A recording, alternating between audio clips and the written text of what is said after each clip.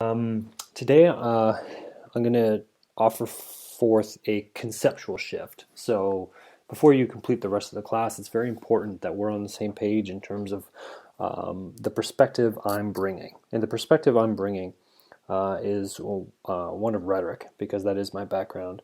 But it also is a more useful framework through which to view writing. So, without further ado, let's get started and I'll get more into that.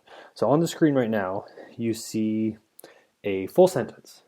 This full sentence has the same word 8 times. It is buffalo, buffalo, buffalo, buffalo, buffalo, buffalo, buffalo, buffalo. Now, many of you may have seen this sentence before. It's often used in exercises to get people thinking about the meaning of words, because this actually is a grammatically correct sentence. So you might be thinking that's kind of odd, because it's the same word 8 times, but this is technically a grammatically correct sentence, and the reason is because buffalo has a variety of different meanings. It's a noun, it's a proper noun as well, it's a city, it's a verb meaning to intimidate.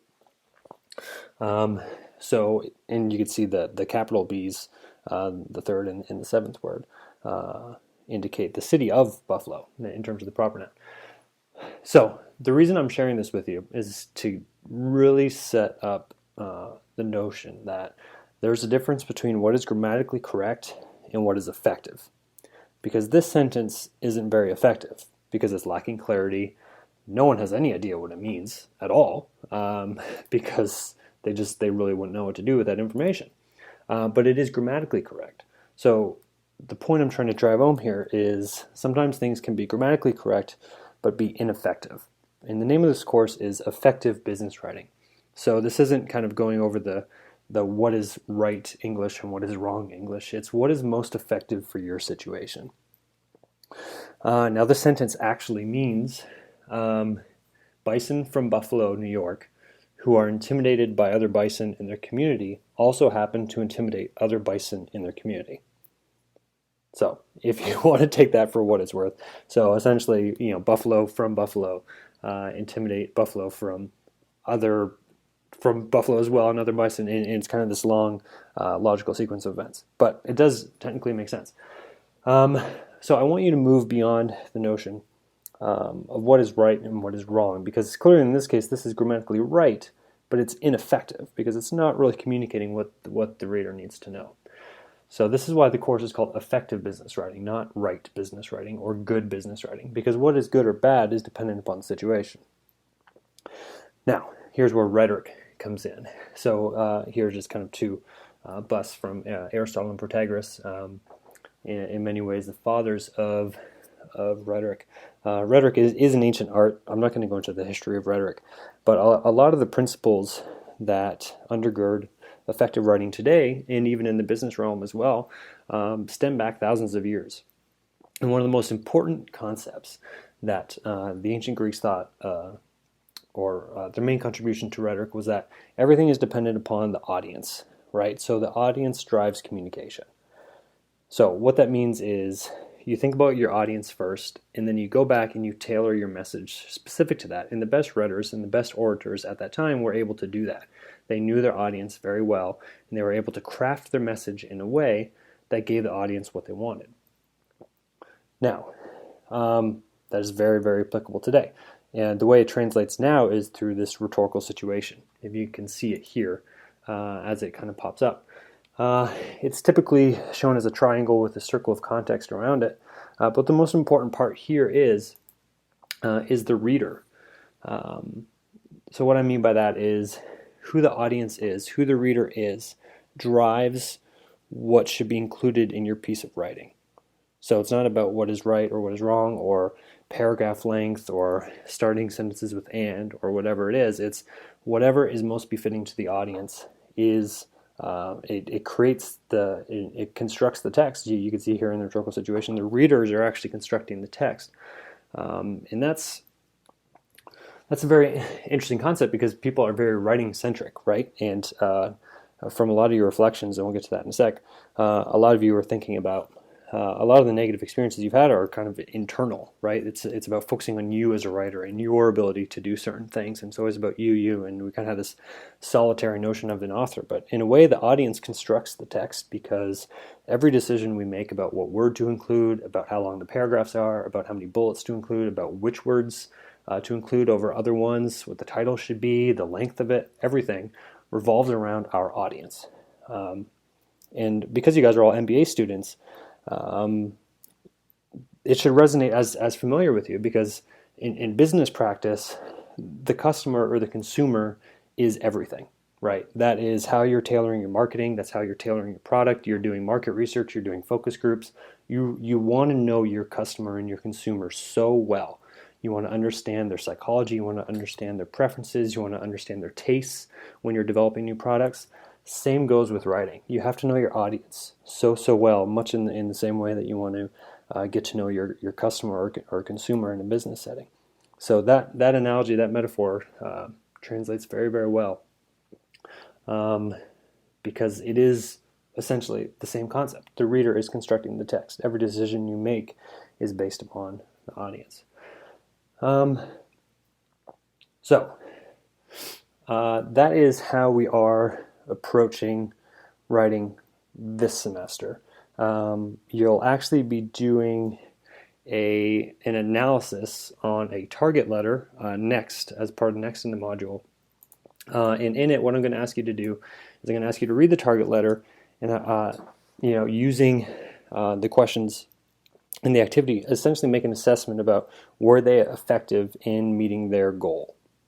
Of course, we all know about the target data breach that happened 2013, 2014. What they did is they sent a letter out to all their red card holder members, and it's what is considered a negative message. So in the readings this week, we talked about 4 different types of messages. And this one is a negative message. I'm going to ask you guys to think about, were they effective in this letter, right? Because you'll see that they're breaking rules in the sense that their paragraphs are very short. They're including bullets, right? So all these rules that we have about writing kind of go out the window because they only have one page, because they want to save money. They don't want to, print, double their print costs. So they have to fit it all on one page because they know people won't also read more than one page. And they have to get to know their audience and about what they're feeling at the time. They're obviously feeling very threatened, et cetera, et cetera. So all the details are in that activity. But I want you to keep in mind that when you're reading business writing, it's not about what is right or what is wrong. It's how well is that person adapting their writing to that specific situation. And that is where rhetoric comes in, and this is where this traces back thousands of years, this concept. And it's so prevalent today, but a lot of us forget it because we're so focused on rules and what is proper and what is improper. Are there 2 spaces here? Are there 1 space here? How long are paragraphs? What should a topic sentence look like? All these decisions are based upon who your audience is and what situation you're in. So we're kind of moving away from a good, bad type of rhetoric and writing to a situational kind of writing. So let me know if you have any questions about that. I did want to reflect on the stuff you did last week that you submitted to Google Drive. Here's a breakdown of some of the questions. I'll go over these 2 quantitative questions first, and then a few of the other ones and address some of your questions. What do you do well in terms of writing? In what area are you most confident? Most of you, of course, it's a very small sample. It's 12. Most of you said you guys are very confident in style and tone, and all the rest of the ones you can kind of see there. And what I'm most interested in is what do you do less well in terms of writing? So in what area are you least confident? And you see here spelling and grammar. The reason why I bring these to your attention is because this isn't going to be a spelling and grammar class, and I think most of you kind of know that by now. But this isn't necessarily going to be a spelling and grammar class. We will talk about the other aspects about it in terms of building sentences and crafting paragraphs and integrating sentences and other things like that. Because all those are dependent upon the situation. So I'll get into that in future weeks. But spelling and grammar is something that, and this was talked about in the activities that you did before watching this video, it's something that you kind of have to self-improve on as well. It's something that comes through reading and reading and then more reading on top of that. Research does show that the best way you learn spelling and grammar, whether you're a native speaker or a non-native speaker, is to just read. Read, copious amounts of reading, and you will pick up on the nuances of grammar, because grammatical rules get broken quite often, and so learning rules necessarily isn't always the best approach. It can provide you a good foundation, but this isn't going to be a grammar course. This is the first few weeks are aimed at kind of reconceptualizing your idea of writing, and then we're going to have you guys do a lot of activities about that. So I just thought this was interesting.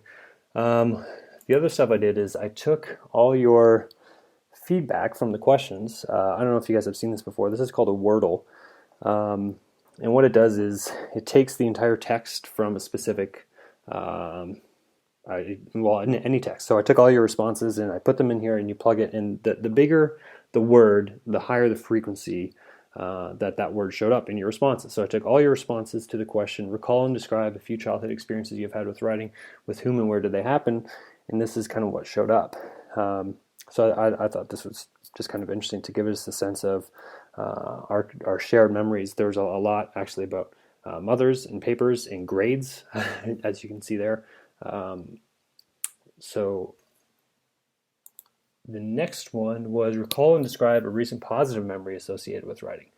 And I thought that was interesting because nothing really stood out. As you can see here, they're all kind of the same frequency in terms of words. You see things like recommendation letters and publications and accepted.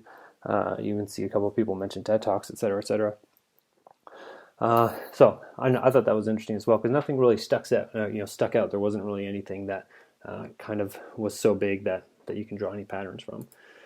And the last one was, what are your personal motivations in taking this course? And a lot of you focus on, I want writing skills. All of you acknowledge that you guys need writing skills in order to succeed. You guys all know that. You guys are all taking this class. I mean, some of you have to, some of you want to. As you can see here, want. But in order to improve your writing, and I'm a firm believer of this, and I've seen this time and time again, in order to improve your writing, oftentimes you need a perspective change so you don't get bogged down in what is the rule here, what is not the rule here, am I doing things? Because if you focus on your audience, and if you have that perspective in your writing, that everything you're doing is meeting the needs of your audience, right? So informational, like the 4 genres that was in the reading previous to this, sometimes the audience just needs to know information. Sometimes the audience needs to be persuaded. Sometimes you have to give negative information to the audience, which we're going to talk about in the target letter. You guys are going to do this after this video. Every aspect of your writing is dependent upon the audience, and you're always making choices dependent upon who your audience is. So I really want you guys to keep that in mind, to kind of get away from the rule-based. Yes, there are tips and tricks, like don't use jargon or use very simple sentences, right, and be very clear. And there's that kind of, those are true across the board, but you really got to put your audience first. So lastly, I'll end with some of the questions you guys had. Only 3 of you had questions that weren't just no questions at this time. So first question, would you be willing to assist more in person for explanations if I do not feel I'm getting everything out of the class that I desire? Yes, I definitely will. I can set up Skype appointments for any of you. Yeah, if you just want to let me know. Or we can have an email back and forth. Absolutely, I'm completely open to that. Second, I was just wondering if you were going to go over how to write resumes versus CVs. CVs are the most common in my line of work, and I want to make sure I'm doing it properly. Yes, we will do that in the last week. And this is a 1-credit course, and I'm wondering if it is going to take a proportional amount of time to what is required of a 2-credit MBA course. The answer is yes. To the best of my ability in terms of making a 1-credit course, I will make it that same weight in terms of proportional time spent on here. So let me know if you have any questions, or if you want to set up a one-on-one in some capacity, if you're on campus, or if you want to do it on Skype or over email, whatever you want. So let me know if you have any questions, and I look forward to reading your target activities and all the other activities for this week.